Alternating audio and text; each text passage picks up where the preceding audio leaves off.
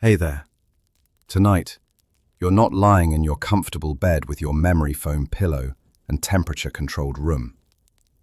No, you're about to become someone far more interesting.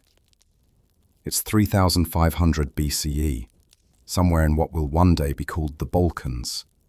And you are Koru, a 17-year-old warrior of the river people. Your muscles ache from yesterday's copper mining. Your stomach growls from the meager barley porridge that serves as both breakfast and dinner. And tomorrow you face your first real battle. The hill folk have been raiding your grain stores, and your chieftain has called for blood. But here's the thing that would make modern military strategists laugh until they cried.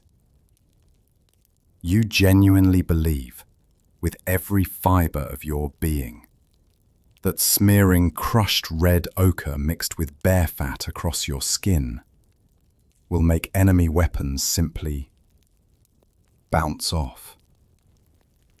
This isn't superstition to you. This is science, as real as gravity. Because you've seen warriors return from battle with red paint intact and no wounds beneath it. You've never considered that maybe, just maybe, those were the warriors who didn't get hit in the first place. So, dim the lights, sink into your mattress, and prepare to experience a time when the colour red meant the difference between coming home victorious or not coming home at all. Let me know in the comments where you're listening from and what time it is. I promise your night is about to get significantly more comfortable than Koru's. You wake before dawn in the communal longhouse, your back stiff from sleeping on packed earth covered with a moth-eaten deer hide that your grandmother claimed once belonged to a great warrior, though you suspect she just found it by the river. The red ochre paint sits in a small clay pot beside your sleeping area, its earthy scent already filling your nostrils with the promise of protection. Your mother ground it yesterday, spending hours crushing the iron oxide rocks she'd traded 2 baskets of grain for at the last gathering, mixing them with rendered bear fat until the consistency was perfect. Not too thick that it would crack, not too thin that it would run. Around you, 23 other young warriors are beginning to stir, each reaching for their own pots of salvation, their movements creating a symphony of clay and prayers to gods whose names you inherited from your grandfather. The longhouse reeks of unwashed bodies, smoke from the dying central fire, and fear sweat from nightmares about bronze spearheads finding gaps in red protection. You sit up slowly, your joints protesting after sleeping in the fetal position to conserve warmth, and catch the eye of Daru, your childhood friend, who still has the scar from when you both tried to ride that wild aurochs 3 summers ago. Neither of you speaks, because words before battle paint bring bad luck, but his slight nod tells you everything. Today, you both become men, or you both become memories. The morning ritual begins as it has for countless generations before you, with the eldest warrior, Gorak One-Eye, standing at the doorway to ensure no one leaves before the painting is complete. His left eye socket, a hollow reminder of a battle from before you were born, seems to stare at you anyway, as you dip your fingers into the ochre mixture for the first time. The paste feels gritty against your skin, each grain of crushed rock a tiny shield that will accumulate into an impenetrable barrier. Or so the shamans promise. You start with your chest, drawing the sacred spirals your father showed you before the harvest fever took him. Each curve meant to confuse enemy weapons and make them slide harmlessly away. The bear fat makes the paint glide smoothly, but also releases a rancid smell that makes your empty stomach churn. Around you, your fellow warriors are transforming into red demons, their human features disappearing beneath layers of earthen armor. Some paint symbols of their victories, though at 17, yours would be limited to that time you killed a rabbit with a thrown stone.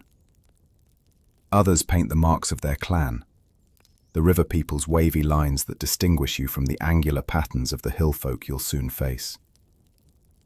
Your hands shake slightly as you reach the part your father said was most important, the neck, where a single lucky strike could end everything before your life truly begins. Your reflection in the polished copper mirror, a luxury only the chieftain's son would possess, which you've borrowed without asking, shows a creature you barely recognize as yourself.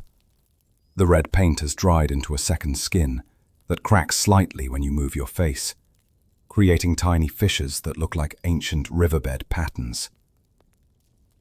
You've painted the sacred symbols under your eyes, the ones that supposedly allow you to see through enemy deceptions. Though right now, all you see is a scared boy, pretending to be something he's not. The weight of your copper axe feels wrong in your paint-slicked hand, the handle sliding despite the leather wrapping your uncle added last week.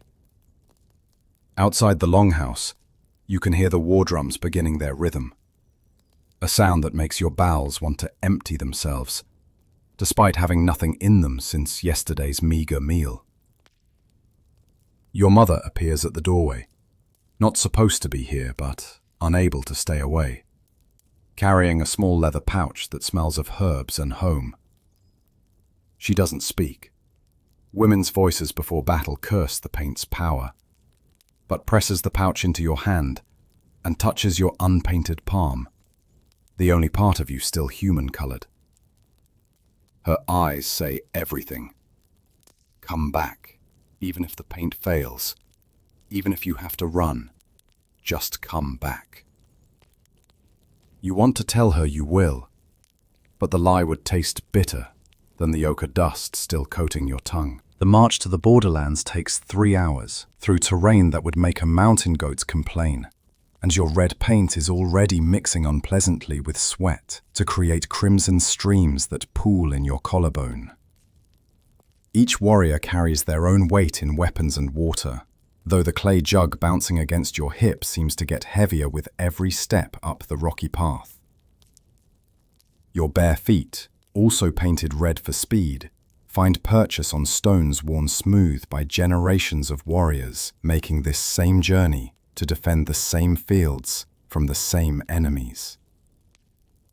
The formation you march in, 2 lines of 12 with Gorak One-Eye at the front, has been practiced so many times you could maintain it with your eyes closed, which is fortunate because the morning sun is directly in your face. Behind you, young Thibaut, barely 15 and on his first raid, keeps prayers under his breath until Daru tells him to shut up before the gods get annoyed by his pestering. The landscape changes from river valley to scrubland, the barley fields you're defending visible in the distance like golden promises of full bellies if you survive. A hawk circles overhead, and everyone knows that's either a very good sign or a very bad one, depending on which shaman you asked. Your copper spear grows warm in your grip, the metal conducting heat from the sun, and you wonder if the hill folk are making the same march from their territory, their own protection rituals completed, their own mothers watching them leave. The battlefield isn't really a field at all, but a dried riverbed that floods maybe once every 3 years, leaving behind smooth stones perfect for twisted ankles and broken formations. You take your position in the shield wall, though shield is a generous term for the woven wooden frame covered in hardened leather that wouldn't stop a determined child, let alone a bronze-tipped spear. Through the heat shimmer rising from the sun-baked stones, you see them, the hill folk, painted not in protective red, but in black ash mixed with animal blood, their own magic supposed to make them invisible to death itself. Your mouth goes dry as you count their numbers, at least 30 to your 24, and several carrying those new bronze swords that the traders speak of in hushed tones. Gorak One-Eye raises his ceremonial staff, crowned with the skull of an ancestor who supposedly killed 50 men in a single battle, though you suspect mathematics wasn't the storyteller's strong suit.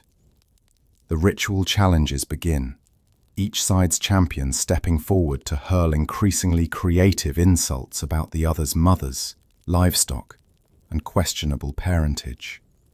This could go on for hours if allowed, but the sun is climbing, and everyone knows battles fought in afternoon heat favor defenders. Your paint is now fully dry, pulling your skin tight with every movement, and you tell yourself the discomfort means it's working, forming that impenetrable barrier your grandfather swore saved him from certain death at least 8 times. The moment before violence is always quieter than you expect. A held breath that makes your heartbeat sound like those war drums echoing in your skull. Then, Gorak drops his staff, and the riverbed explodes into chaos, as both sides charge with screams that would make banshees jealous. Your training takes over, keeping you in formation as you run, though the warrior to your left, whose name you can't remember in your terror, immediately trips on a stone and goes down hard. The first clash of weapons sounds like the world breaking.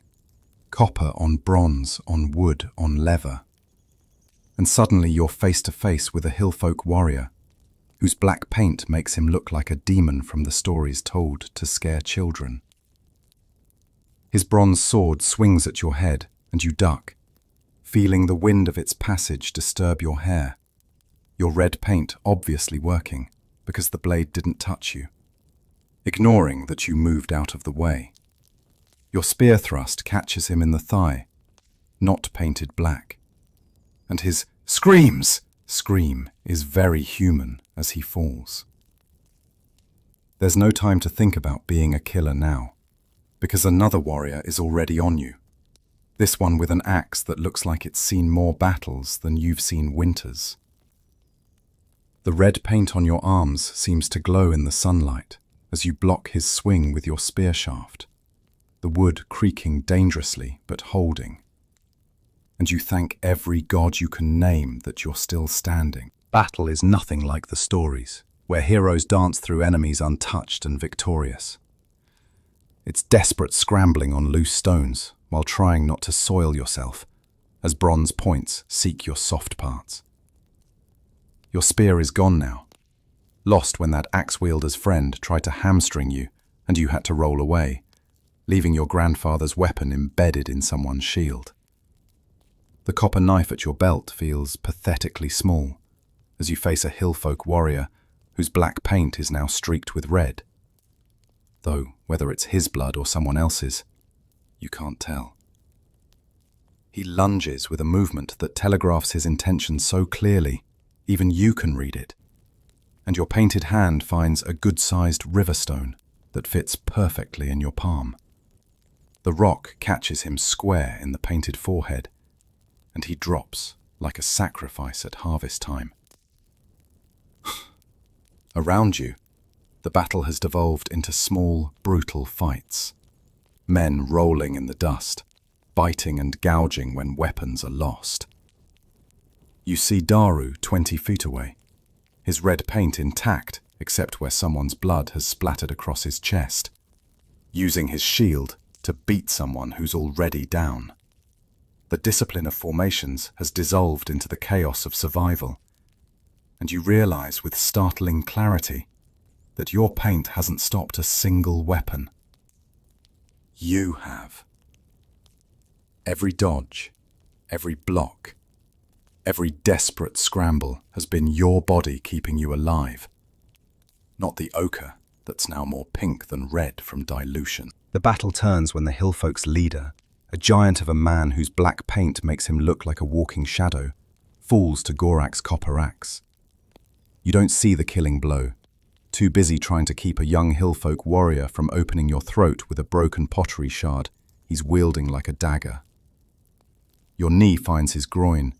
Painted black or not, some vulnerabilities are universal, and he crumples with a whimper that reminds you he's probably someone's son, someone's friend. The hillfolk begin to retreat, not a rout but an organized withdrawal that speaks to their training, dragging their wounded while maintaining enough threat to keep you from pursuing. Your legs shake with exhaustion and excess energy that has nowhere to go. and you realize you've been fighting for less time than it takes to milk a cow goat, though it felt like hours. Bodies litter the riverbed, some moving and moaning, others still with that particular stillness that means they've gone to join their ancestors. The red paint on your chest has a long, clean line through it, where a blade came close enough to part the ochre, but not the skin beneath. A near miss you'll attribute to the paint's protection when you tell this story.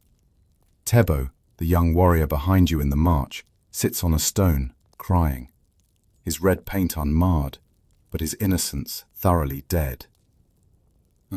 Victory, you learn, tastes like copper and dust, and disappointment that this is what all the songs are about. The aftermath is worse than the battle, because now you have time to think about what you've done and what's been done around you.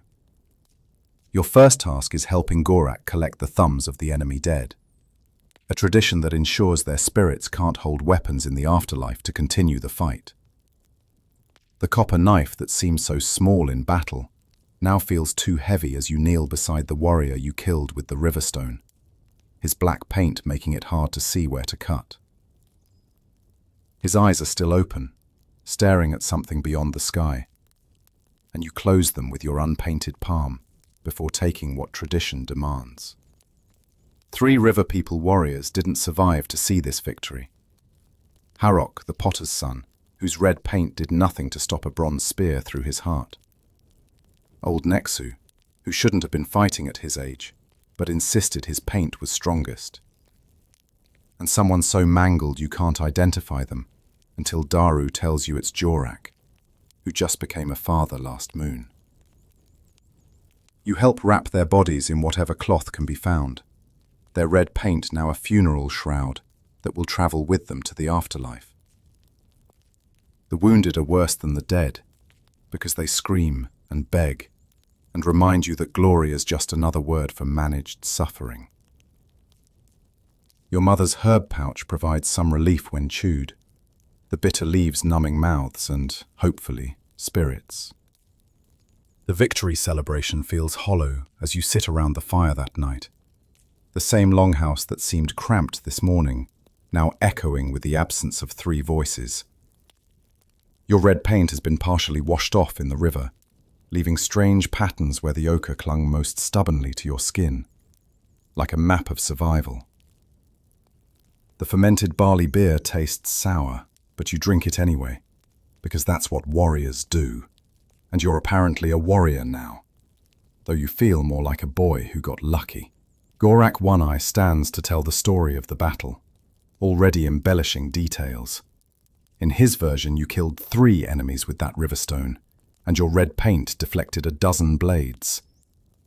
The others nod along, adding their own exaggerations, building a mythology that will be passed down until nobody remembers what really happened. Your mother sits with the other women, preparing the victory feast of roasted rabbit and barley cakes, her eyes finding yours across the fire, with a relief so profound it makes your chest tight. Daru leans against you, both of you too exhausted to sit upright properly, and that he saw your paint fail to stop that blade. Saw you dodge instead. You whisper back that you saw him hiding behind his shield, while his paint did nothing.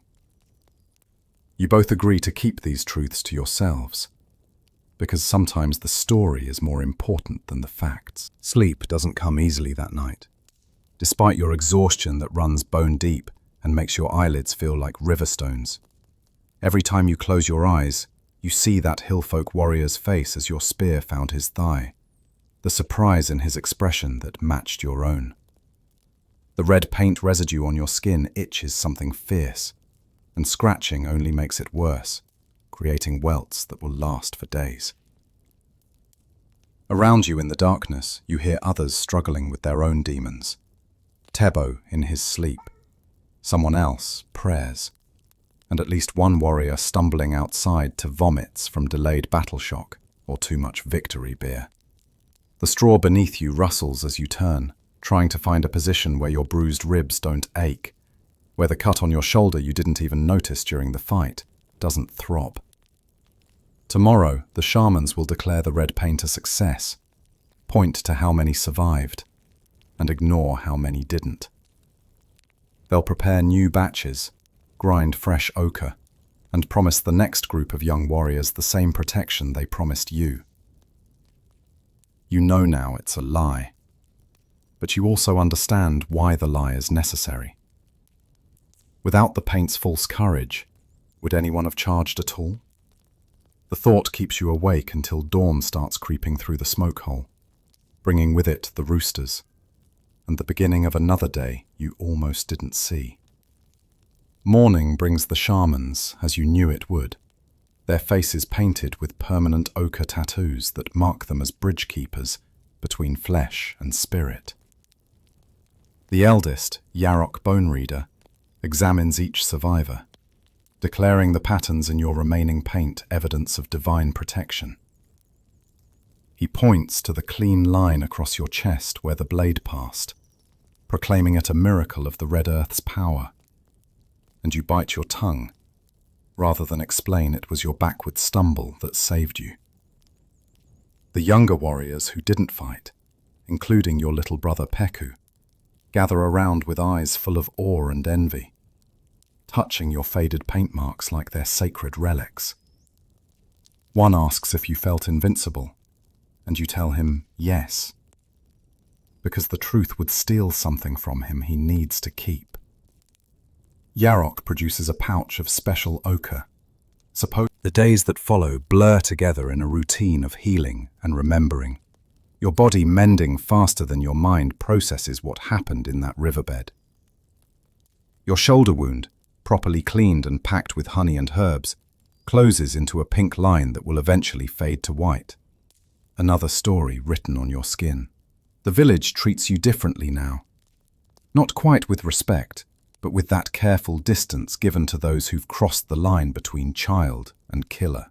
Your mother makes you new clothes from traded cloth, dyeing them with madder root to create a rust red that reminds everyone of your painted victory without saying it outright.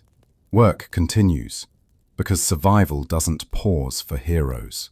You still tend the barley fields, still haul water from the river, still chip away at copper ore with tools that break more often than they cut. But now younger boys follow you, asking endless questions about battle, about the paint, about how it feels to watch life leave someone's eyes. You tell them what they want to hear, about glory and protection and the power of proper preparation, while inside you count the days until the next raid. The next time you'll have to cover your doubt with red earth and pretend it makes you more than mortal. Daru has started having nightmares, thrashing in his sleep and calling out warnings to enemies who aren't there. But nobody talks about that either.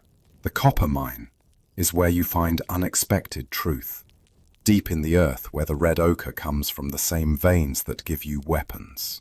Your uncle, Borak, who lost his leg to a cave-in years ago and now oversees the mining, shows you how the ochre forms. Iron and water and time, creating the red earth that shamans call sacred.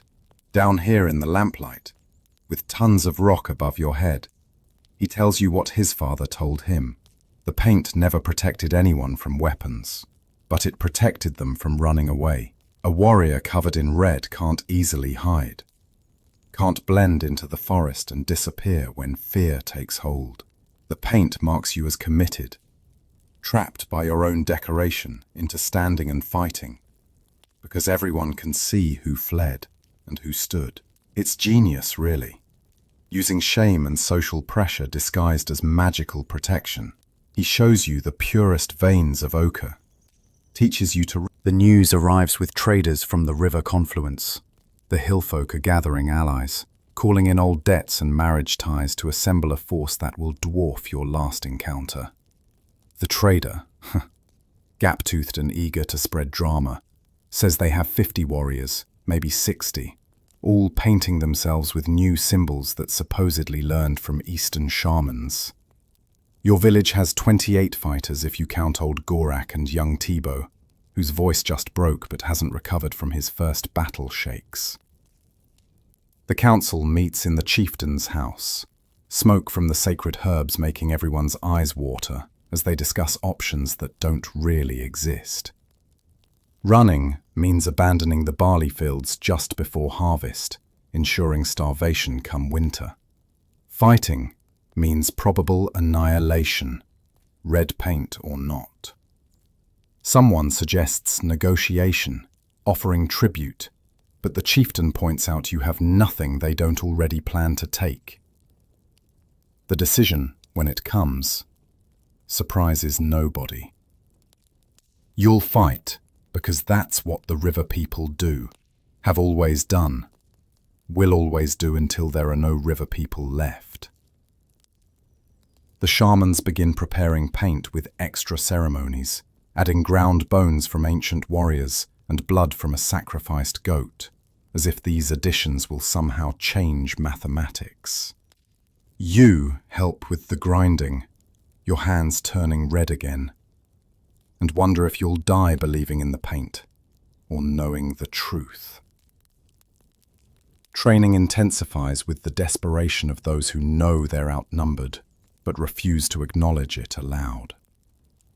Gorak One-Eye drills you in formations that might hold against superior numbers, the shield wall tighter, overlapping more, though everyone knows woven wood and leather won't stop a determined assault. You practice with Daru, your spears dancing in patterns taught by generations of dead warriors, muscle memory taking over when minds would freeze. The younger boys are brought into training now, children who should be learning to fish or track deer, instead learning where to strike to make someone stop moving fastest. Your brother Peku among them, 12 years old and eager to prove himself, his thin arms shaking as he tries to hold the heavy copper spear steady. 3 nights before the expected attack, you participate in your first night raid, a desperate attempt to even the odds before the main battle. 12 of you, painted not in ceremonial red, but in mud and ash for concealment, creep through the darkness toward the hillfolk's forward camp. The paint feels wrong on your skin, cold and clammy instead of warm and protective, and you understand why warriors prefer their red. Better to be seen and feel invincible than hidden and afraid. The plan is simple.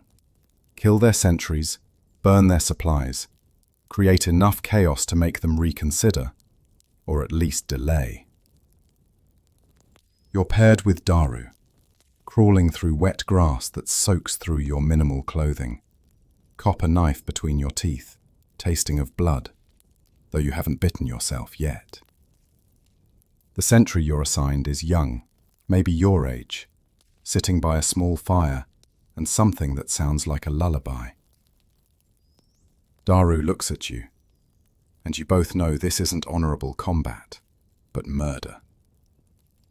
The knife slides between his ribs easier than you expected, your hand over his mouth to muffle the surprise, and his humming stops mid-note. His eyes find yours in the firelight, confused more than angry, and you hold him as he dies, because even enemies deserve not to die alone. The supply burning goes perfectly, grain and weapons consumed by flames that light up the night, but the ride back feels like fleeing rather than victory. The morning of the battle arrives with unnatural quiet. No birds singing, as if nature itself holds its breath before the violence. You paint yourself with more care than ever, each spiral perfect, each symbol exactly as tradition demands. Because if these are your last moments, they should be done right. The special paint the shamans prepared, with its bone and blood additions, feels different. Thicker, grittier, pulling your skin tighter as it dries. Your brother Peku paints himself for the first time, his hands steady despite the fear in his eyes, and you help him with the hard-to-reach places. Jokes to make him smile. The entire village gathers to watch the warriors prepare. The battlefield this time is your own barley field. Golden stalks trampled into mud before the fight even begins. a winter's worth of food destroyed by positioning alone. The hillfolk arrive as promised, not 50 or 60, but closer to 70, their black paint making them look like a forest fire approaching. Your 28 warriors, plus the 15 barely trained boys and 8 women with grinding stones, seem pathetically small in comparison. But there's nowhere to run. Behind you is the village, the elderly, the babies, everything that can't fight but deserves to live. The formations Gorak drilled prove their worth in the first clash. Your shields interlocked so tightly that the initial charge breaks against you like water on stone. Your spear finds gaps in their attack, the red paint on your arms glowing in the morning sun as you thrust and withdraw, thrust and withdraw. Mechanical movements that keep you alive. Peku fights beside you, his child's frame making him harder to hit. His spear work surprisingly good for someone who learned it last week. The battle is different from your first. Not the chaotic scramble of equals, but the desperate geometry of the outnumbered. Every movement calculated to buy time, to make them pay for every step forward.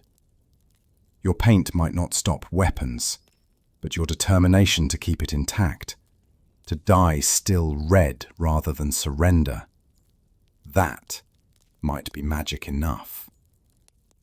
The shield wall holds longer than anyone expected, maybe half the time it takes to skin a deer, before weight of numbers finally breaks it. Then it becomes the kind of fight that bards never sing about. Desperate, ugly, without glory or honor. You're separated from Peku in the crush. See him across the chaos still fighting. His red paint now more blood than ochre. A hillfolk warrior with arms like tree trunks gets his hands around your throat, and you learn that painted or not, you still need air. Your knee finds his groin again. That trick never gets old. And while he's gasping, your copper knife finds his neck. The women have entered the fight now. They're grinding stones on ropes. Salvation comes from unexpected direction. The River Confederation. 3 allied villages who've been watching, waiting to see who would win before committing. Their arrival isn't heroic, just practical. 40 fresh warriors who see opportunity in the hillfolk's exhaustion. They charge from the forest with their own war cries, their own red paint gleaming. And suddenly the mathematics shift. The hillfolk, bloodied from fighting your desperate defense, can't pivot fast enough to meet this new threat. You're too exhausted to feel relief. Just keep fighting because stopping means falling, and falling means dying. Your brother Peku is beside you again somehow, his face unrecognizable under blood and dirt, but his spirit intact, still stabbing with his spear like the training dummy won't fight back. The battle becomes a 3-way mess of red paint, black paint, and blood painting everyone the same color eventually. You see the hillfolk chief fall to a River Confederation axe, his black-painted body trampled in the retreat that follows. They run, finally, leaving their wounded, because that's what happens when the tide turns. Mercy is a luxury of the victorious. Your legs give out as the last enemy disappears into the tree line, and you sit in the mud that was your barley field, your winter food, your future. Now just bloody earth that will grow exceptional crops next year from all the fertilizer. The River Confederation warriors aren't saviors, just pragmatists who want payment for their intervention. They take half your remaining grain stores, most of your copper weapons, and 3 young women as brides to seal the alliance. Voluntary, but only in the way that starvation is a voluntary alternative. You're too tired to be angry, sitting while your mother stitches your arm with sinew thread, each pull making you grit your teeth. The casualty count is devastating. 12 of your original 28 dead. 6 more who won't last the night. And everyone else wounded to varying degrees. Daru will live but might never run again. The spear having done something to the muscles that your healers don't have words for. Your brother Peku sits beside you, aged 5 years in one morning. His child's eagerness replaced with the hollow stare of those. Winter comes early and hungry, the destroyed barley field yielding nothing but memories and the occasional bronze spearhead when you dig for edible roots. The village survives on traded grain bought with copper you can't spare, and promises of next year's harvest you're not sure you'll live to plant. You've become something between warrior and farmer, neither fully either, your hands equally comfortable with spear or scythe. The red paint ceremonies continue but with less conviction, everyone knowing but not saying that the paint didn't save those who needed saving. Your brother Peku refuses to paint himself again, says the red reminds him of things that shouldn't be remembered, and nobody forces him, because innocence, once lost, doesn't respond to commands. You still paint yourself for patrols, but now it's just habit, like wearing a particular shirt for luck. You know it doesn't work, but feel naked without it. The shamans have started adding new ingredients to the paint, claiming revelations from dreams. But it's the same earth, same lies, same necessary deception that keeps young men standing when they should run. Daru walks with a stick now, his painter-warrior days over at 18, and he's taken to teaching the children songs and stories, carefully editing out the parts where heroes scream and soil themselves and beg for their mothers. Spring brings unexpected visitors, not raiders but refugees, hillfolk families fleeing their own territory after their failed attack caused internal collapse.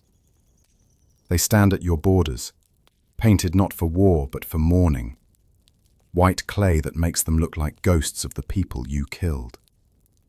The debate in the village is fierce. These are enemies, but they're also starving children and pregnant women. Your mother surprises everyone by speaking for mercy, saying, "The dead are dead, and the living need to live." And her words carry weight, because she killed more hillfolk than most warriors.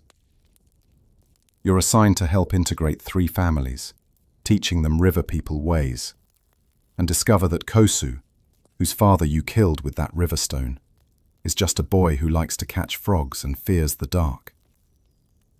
His mother never mentions her husband, but sometimes you catch her looking at you with an expression that isn't quite hate, but isn't forgiveness. The merger brings unexpected benefits and challenges, like discovering the hillfolk know how to preserve meat with salt and smoke in ways that last entire seasons, but also that their gods demand different sacrifices that your shamans call blasphemous. You spend days mediating between Old Yarok, who insists red ochre is the only proper warrior paint, and the hillfolk shaman Grell, who claims black ash connects to older, stronger spirits. The compromise, warriors can choose their color but must respect both, satisfies no one but prevents bloodshed. Training resumes with combined techniques, hillfolk wrestling mixed with river people spearwork, creating something new that might actually work better than either alone. You find yourself sparring with Koru's son, who inherited his father's strength but not his aggression, and teaching him the same moves his father would have taught him if that river stone hadn't found its mark. The irony isn't lost on either of you, but neither mentions it because some truths are too heavy for words. Your arm has healed into an impressive scar that aches before rain, a more reliable prediction than the shaman's bone readings. Peku has started painting again, but not red. He mixes ochre with ash to create brown, saying it's the color of earth, and earth endures everything. Summer solstice brings news of a larger threat. The bronze people from beyond the eastern mountains are expanding, their superior weapons and organized armies swallowing villages like yours without pause. The trader who brings this information has a bronze sword he lets you hold, and its weight and edge make your copper weapons seem like toys. The combined village council, now including former hillfolk elders, debates auctions that all lead to the same conclusion. Paint won't stop bronze, whether it's red, black, or purple. Someone suggests fleeing further west, but there are already people there, their own paint, their own desperation. The decision is to prepare, but also to send emissaries, to learn if the bronze people can be negotiated with, traded with, joined rather than fought. You're chosen for the embassy, partly because you speak trade tongue, partly because you're young enough to learn new ways, but old enough to be taken seriously. The night before leaving, you sit with Daru, who won't be coming because of his leg, and he gives you a small pot of red ochre, saying even if it doesn't protect, it reminds you who you are. You paint a small spiral on your wrist, not for battle but for identity, and understand that maybe that's all it ever was. The journey to Bronze People territory takes 12 days through lands that gradually change from familiar forest to strange open plains, where you can see tomorrow's weather approaching. Your embassy consists of 6 people, yourself, 2 former hillfolk including Grell the shaman, old Yarok who insisted despite his age, your mother representing the village women, and surprisingly Thibaut, who returned after his flight and needs to prove something to himself. You all paint yourselves daily, not for protection but for presentation, showing the bronze people that you're not random refugees, but representatives of tradition. The closer you get to their territory, the more evidence you see of their expansion. Abandoned villages, fields planted in straight lines instead of natural curves, and most disturbing, no evidence of battle. These villages weren't conquered, they were absorbed, their people choosing bronze over paint. At night, around carefully small fires to avoid attention, your group debates what you're willing to sacrifice to survive. Yarok won't give up the red ochre tradition, says without it you're not river people anymore. Grell argues, traditions evolve or die. Your mother, practical as always, says survival first, identity second. But you can see even she doesn't fully believe it. The paint on your wrist has become a comfort, something to touch when the future feels too large. The Bronze People's settlement is nothing like your villages. Structures of cut stone and timber so uniform they look grown rather than built. Streets that follow rigid patterns, and a wall that speaks of permanent intention rather than temporary defense.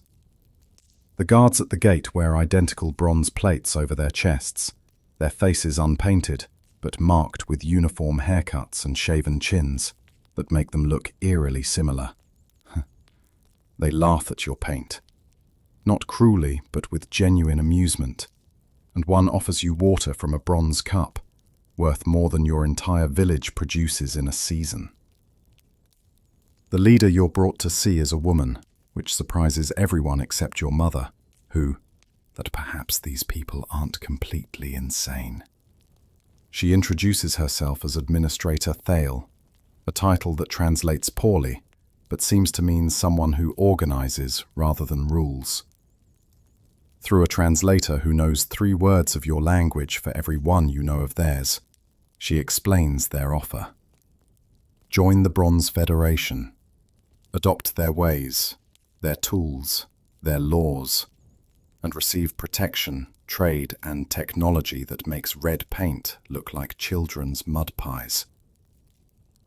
The catch, and there's always a catch, is that you must abandon primitive superstitions, including warrior paint, shamanic rituals, and the old gods. Yarok actually spits, which the translator has to explain is not an acceptance. The tour of their settlement is meant to seduce, and it works better than any paint ever protected. They show you forges where bronze flows like water, creating tools and weapons that would take your smiths months in mere hours. The granaries hold enough food to feed your combined villages for years, preserved with techniques that prevent rot and pests. Most impressive and terrifying is their army training ground, where hundreds of men move in perfect synchronization, their bronze spears creating a wall of death that no amount of paint or courage could penetrate. but it's the children that really affect you. Well fed, playing with toys of carved wood and cast bronze, learning to read marks that represent words, never wondering if winter will bring starvation. Thibaut is transfixed by their library, rolls of bark and pressed plant fibre, covered in symbols that contain all knowledge, including, the translator mentions casually, several ways to make paint that actually does protect, from sun, from cold, from infection, though not from weapons. Your mother asks pointed questions about women's roles, discovering they can own property, choose husbands, and even become administrators. Even Grell seems interested in their medicine, watching a healer clean wounds with boiled wine, and sew flesh with needles so fine they barely leave scars. Only Yarok remains unmoved, clutching his pouch of ochre like it's his song. The debate that night in your provided quarters, rooms with actual doors and beds raised off the ground, is the most important your people have ever had. Yarok argues that accepting means death, not of body, but of spirit, that without the red paint you're just another bronze people colony with forgotten names. Grell counters that the spirits don't care what colour you paint yourself, as long as you survive to honour them. Thibaut, unexpectedly eloquent, points out that the paint never protected anyone anyway, so why cling to a comfortable lie when uncomfortable truth offers full bellies? Your mother, ever practical, asks the question nobody wants to answer. What happens to villages that refuse? The translator, who's been pretending not to understand your language better than he admits, finally speaks up. Refuse and you're left alone, but also left out. No trade, no protection when other threats come. And they always come. Eventually, you either join, flee, or disappear. You finger the ochre spiral on your wrist, thinking of Daru back home, of your brother Peku with his brown paint, of all the warriors who died believing Red Earth would save them. The vote is tomorrow, and you know that whatever you decide, something dies. Either tradition, or the people who carry it. Sleep doesn't come easily on the soft bronze people bed.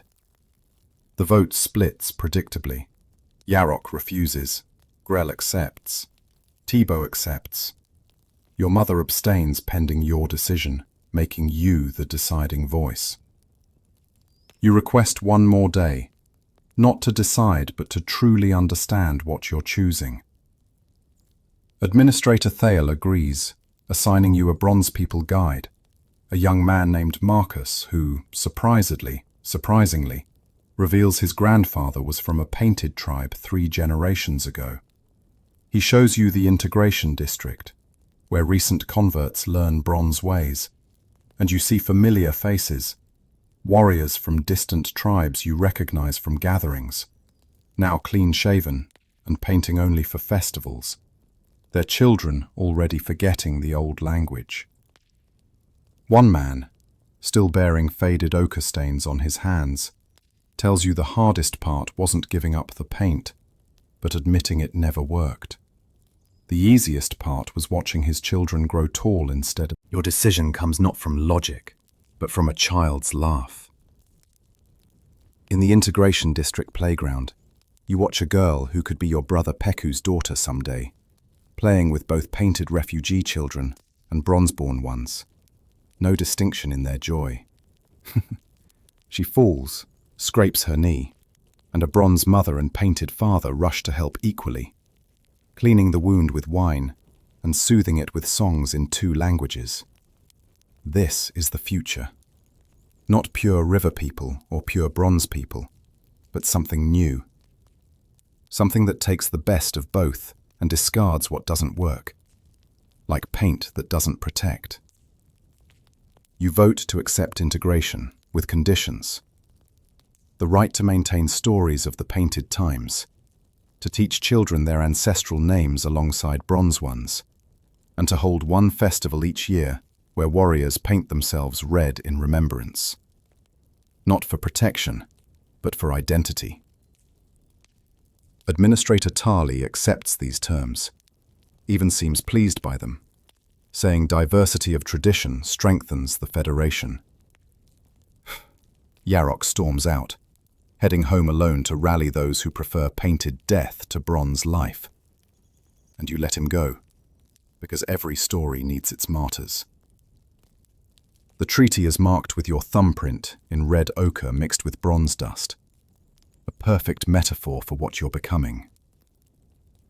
The journey home feels longer, weighted with the responsibility of explaining to your people that their world is ending and beginning simultaneously. Your mother walks beside you, planning how to organize the transition, ever practical even in the face of fundamental change. Grell composes new prayers that incorporate bronze people sky gods alongside earth spirits, creating theological fusion that would horrify purists, but might comfort the confused. Thibaut carries bronze tools given as gifts, a knife that holds its edge seemingly forever, a pot that conducts heat so evenly that food never burns. Small magics that make daily life easier. You touch the ochre spiral on your wrist constantly now, knowing it will be one of the last true war paints, that your children will see it as a quaint reminder of primitive times, rather than the symbol of courage it was meant to be. The village gathering to hear your report fills the central square, painted faces reflecting firelight like a constellation of red stars about to be extinguished. You speak honestly about what you've seen. The bronze weapons that make copper look like river stones.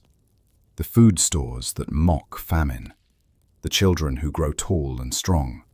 You also speak about what will be lost. The morning painting rituals. The belief that Earth itself protects you. The simple clarity of us versus them. Daru, leaning on his stick, asks the crucial question. Will we still be river people? Your answer is both yes and no. The river remains, but the people change. Like water, that's still water whether it's ice or steam or rain. The debate rages through the night, families dividing, friends becoming strangers, over the question of paint versus bronze. Old Yarok, who beat you home somehow, leads the resistance, claiming you've been seduced by comfort into betraying your ancestors. Your brother Peku surprises everyone by supporting integration, saying he'd rather live as something new than die as something obsolete. The vote, when it finally comes near dawn, is closer than you expected, but clear enough. Integration with conditions, rather than extinction with honor. 13 families choose to follow Yarok into the forests, to maintain the old ways until the old ways maintain them into graves. The transition begins with small betrayals of tradition that feel like paper cuts to the soul. The shamans must catalogue their ochre stores for bronze people administrators, who write everything down, turning sacred paint into inventory. Warriors learn that bronze weapons require different techniques, making their years of copper spear training obsolete. Children attend bronze people schools, where they learn that paint protection is sympathetic magic, a term that makes it sound childish, rather than the foundation of courage it provided for generations. You're appointed as liaison between old and new, a position that means everyone blames you for everything. Too much change for the traditionalists, too slow for the progressives. Your mother thrives in the new system. Her organizational skills finally... The first integrated battle comes sooner than expected, when the northern tribes, still fully painted and believing in Earth's protection, raid the new bronze grain stores. You stand in formation with bronze soldiers, wearing partial bronze armor that feels heavier than paint ever did. Your ochre spiral, the only red among bronze and steel. The northern warriors charge with the same fury you once carried, their red paint bright with belief, and you watch bronze crossbows, weapons that kill from distances that make courage irrelevant. Cut them down before they close half the distance. It's not a battle but an execution, their paint offering no more protection than nakedness. You recognize some faces among the fallen, warriors from gatherings past, men who shared your fire and food. The bronze commander orders pursuit of survivors, but you argue for mercy, explaining that broken enemies become desperate enemies. He listens, surprisingly, and lets the survivors flee with a message. Integrate or isolate, but don't attack. That night, you can't wash the blood off your hands despite using all the bronze people's soap, and you understand it's not physical blood you're trying to remove. Your ochre spiral looks like an accusation, a reminder that you once believed what the dead believed. A year passes, marked now by bronze calendar instead of seasonal rituals, and the village is unrecognizable. Stone foundations replace packed earth, bronze tools make work that took days take hours, and children grow noticeably taller with consistent food. The cost is measured in forgotten words, unused ochre pits, and elders who sit silently watching their world disappear one convenience at a time. The promised festival of remembrance arrives, and you organize it carefully, painting yourself fully red for the first time since integration. Others join, tentatively, laughing at how strange it feels, how vulnerable, like being naked in public. The bronze people attend as curious observers, some even painting themselves for fun, missing entirely the weight of what the paint meant. Your brother Peku refuses to paint, says it reminds him of fear, but his son, born after integration, asks you to paint him, wanting to look like the warriors in grandfather's stories. The festival is both News arrives that Yarok and his holdouts have been found, not dead, but worse, begging for food at bronze settlements, their paint faded, their resistance broken by simple starvation. The bronze people offer them integration terms, the same as everyone else, but Yarok refuses, even as his followers abandon him one by one. You travel to see him, finding an old man made ancient by stubborn principle, still clutching his ochre pouch though he's too weak to apply it. He doesn't recognize you at first, then spits when he does, calling you traitor in the old language that already sounds archaic. You offer him food, bronze tools, a place in the new order, but he wants none of it, preferring to die painted than live bronze. You sit with him through his last night, not arguing anymore, just sharing silence and memory of when paint meant protection, and protection meant everything. He dies at dawn, and you paint his body with the last of his ochre, giving him the funeral of a true warrior, even though the bronze people call it unsanitary. His death marks the end of pure resistance, though pockets of painted people persist in margins and memories. You keep his ochre pouch, adding it to your collection of things that matter only to you. Your son is born into a world that never knew paint as protection. We'll learn about it as historical curiosity rather than lived reality. His mother, a bronze people teacher who fell for your stories of the painted times, understands enough to allow you to mark him with ochre on his naming day. Not for protection, but for connection. The ceremony mixes traditions awkwardly, bronze efficiency with river people symbolism, creating something neither culture would recognize, but both can tolerate. Your brother Peku has become fully bronze, working as administrator of agricultural distribution, using skills learned from starvation to prevent it. He's good at it, better than any bronzeborn could be because he remembers hunger in his bones. Your mother has become the settlement's primary healer, mixing bronze medicine with river people knowledge, creating treatments that work better than either alone. Daru married a bronze woman and teaches their children songs in both languages, though the river tongue already sounds formal and forced in their mouths. You continue as cultural bridge, teaching bronze children about the painted times while learning to read their symbols, discovering that writing preserves memory better than songs ever could. Your ochre spiral remains, faded and refreshed daily. The last true war paint in a world that's forgotten why warriors painted themselves red. 5 years into integration, delegations arrive from the far eastern settlements, fully bronze people who've never known paint, curious about the primitive customs being preserved in your district. They want to study you, to write about the painted times for their libraries, turning lived experience into academic curiosity. One young scholar is particularly persistent, following you around with endless questions about the significance of spirals versus lines, the meaning of different reds, the psychology of believing earth protects flesh.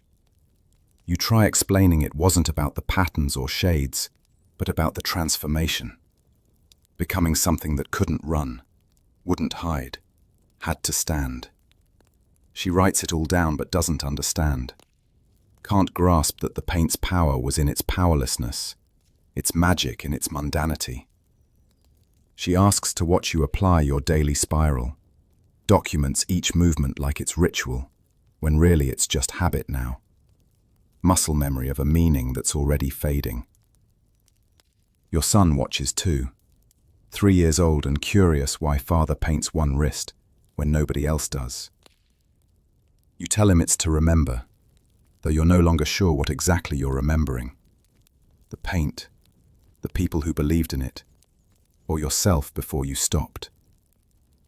The scholar leaves eventually, satisfied she's captured something essential, not realizing she's documented a ghost. The bronze people announce expansion further west, seeking new territories and resources, requiring warriors for the campaign. They offer citizenship rewards, land grants, full integration benefits for those who serve. Your brother Peku volunteers immediately, seeing opportunity in conquest. But you hesitate, knowing that westward lie other painted peoples, other villages believing in their own protective magic. The commander, the same one from the Northern Tribes massacre, requests you specifically, says you understand both minds, can maybe prevent unnecessary bloodshed through negotiation.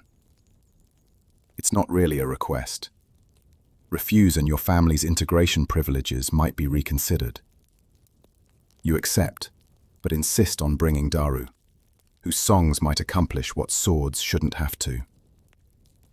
The night before departure, you paint yourself fully one last time, not for battle but for mourning, grieving the warrior. The Western campaign is everything you feared. Painted peoples with their own colors and customs, believing their earth magic will protect them from bronze reality. You serve as translator and negotiator, convincing some to integrate peacefully, watching others choose violent extinction. Each village faced is mirror of your own past, their warriors young and frightened and brave and doomed if they fight. Some listen when you show your ochre spiral, explain you were like them, that survival means adaptation. Others call you traitor and worse, and you accept their curses because they're not wrong, just irrelevant. The worst moment comes when you face a village that paints themselves red like river people. Distant cousins, perhaps, their ochre identical to yours. Their leader recognizes your spiral, asks in accented river tongue how you can wear the mark while helping destroy those who honor it. You have no answer that satisfies, only practical truth, that their children will starve or thrive based on choices made today. They choose integration. Barely. And you help catalogue their ochre stores, each pot a small death you're responsible for. Daru sings their stories into bronze records, preserving what's being destroyed. And sometimes you can't tell if you're heroes or villains, or just survivors. You return from the campaign changed, having helped integrate or eliminate a dozen painted peoples. Each one a variation of your own story. Your son barely recognizes you. Your wife says you've aged a decade in 1 year. And your mother just holds you while you don't cry, because warriors don't, even when they're not warriors anymore. The Bronze people reward you with land and title, making you officially administrator of cultural integration. A position that sounds important, but feels like being named chief gravedigger of your own culture.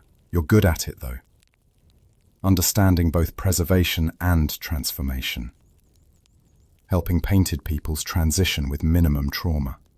Your ochre spiral has become famous, a symbol that appears in bronze art as representation of successful integration, missing entirely that it's really a scar that won't heal. More delegations come to study, to learn your methods, to replicate the river people model. Years have passed, enough that the painted times feel like something you read about rather than lived through. Your son is nearly grown, brilliant in bronze schools, destined for achievements you couldn't have imagined in the old world. He asks one day about your spiral, why you still paint it when nobody else does, when even the remembrance festivals have stopped. You realize you don't have an answer anymore, just habit and stubbornness, and maybe fear that forgetting completely means it never mattered. That night you dream of Yarok, of Gorak One-Eye, of all the warriors who died believing paint protected them. And in the dream, they're not angry, just confused why you're still here when they're not. You wake to find your ochre pot nearly empty, the last of the sacred earth that started everything. The bronze people make paint now, better paint that actually protects from sun and cold. But it's not the same earth, not the same lie that created truth. You could get more ochre from the old mines, now bronze operated, but it would be like visiting a grave that's been paved over. Your wife, gently, suggests gently that maybe it's time to stop, that holding on so tight is preventing you from grasping what's here now. Your mother, ancient but sharp, says the spiral is in your blood now, doesn't need paint to exist. Today is the last day you'll paint the spiral, not because anyone's making you stop, not because you've forgotten what it means, but because you finally understand that the paint was never the point. You sit by the river where it all started. The same waters that have watched river people become bronze people become something new entirely. Your son sits with you, along with your grandson, a child who will never know hunger, or paint, or the terror of believing Earth can stop bronze. You tell them the complete story, no edits, no comfort, just truth about warriors who painted themselves red because believing in something, even something false, was better than believing in nothing. You apply the final spiral slowly, each stroke a goodbye to the boy who believed, the warrior who survived, the bridge who helped others cross. When it's done, you hand the empty pot to your grandson. Tell him to fill it with river water and pour it back, returning the earth to earth. He does, at the red swirls disappearing downstream, not understanding he's performing last rites for an entire way of being.